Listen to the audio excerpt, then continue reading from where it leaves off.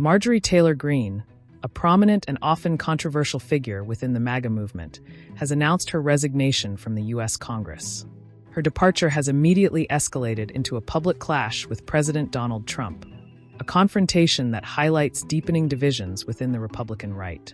In a video message released online, 51-year-old Congresswoman Marjorie Taylor Greene said she will leave office on January 5, 2026.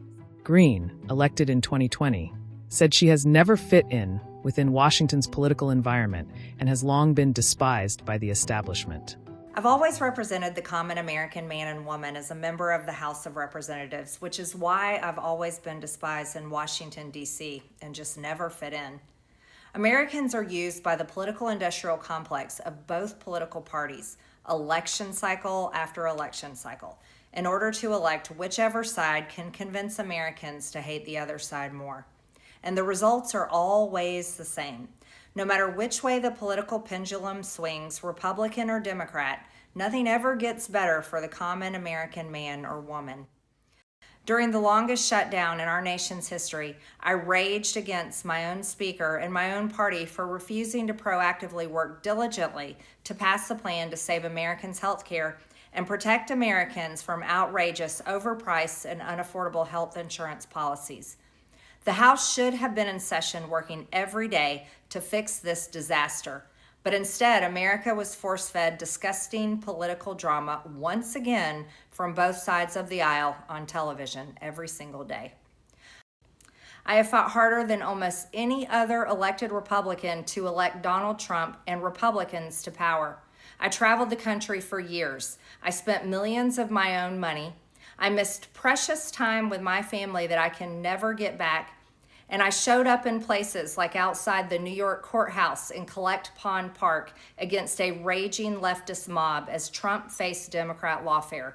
Meanwhile, most of the establishment Republicans who secretly hate him and who stabbed him in the back and never defended him against anything have all been welcomed in right after the election.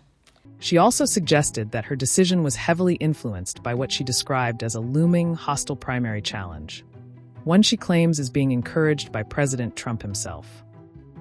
Greene said she did not want her family or supporters to endure a hurtful and hateful primary, driven by the very president she had worked hard to support.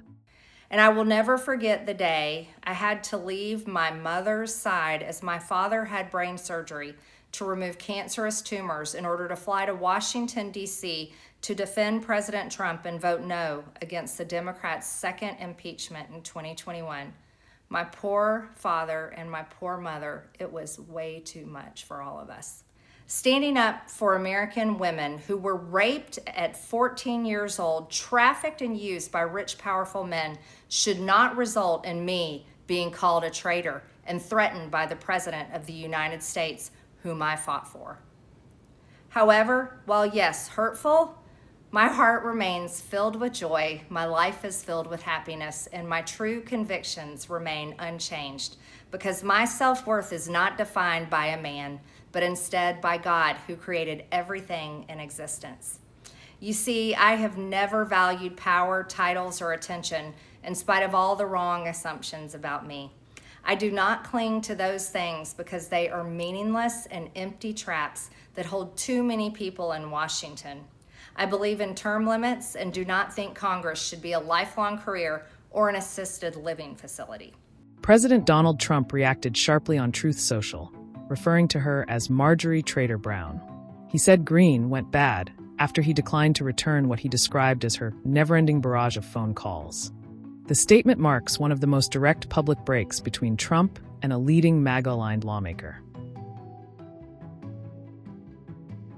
Greene's resignation comes at a moment when the MAGA movement is confronting internal strain.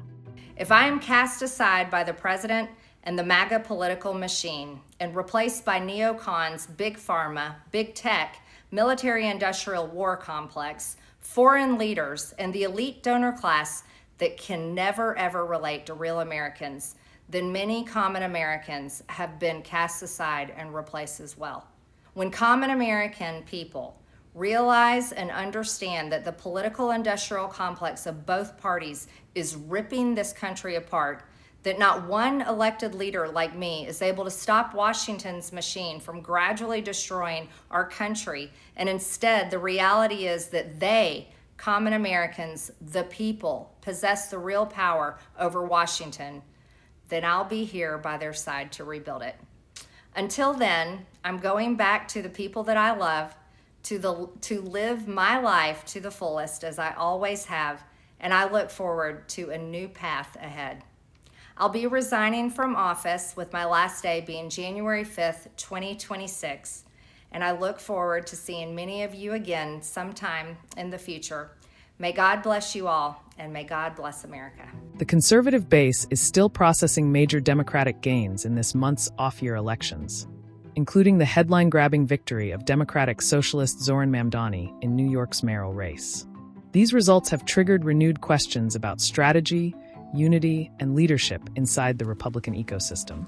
A significant point of internal disagreement has also emerged around President Trump's position on releasing emails linked to the Jeffrey Epstein case. Hardline activists have demanded full disclosure, while Trump's approach has been more cautious, creating friction and widening ideological rifts within the MAGA coalition. Marjorie Taylor Greene's resignation is more than a political exit. It reflects shifting power dynamics inside one of America's most influential political movements.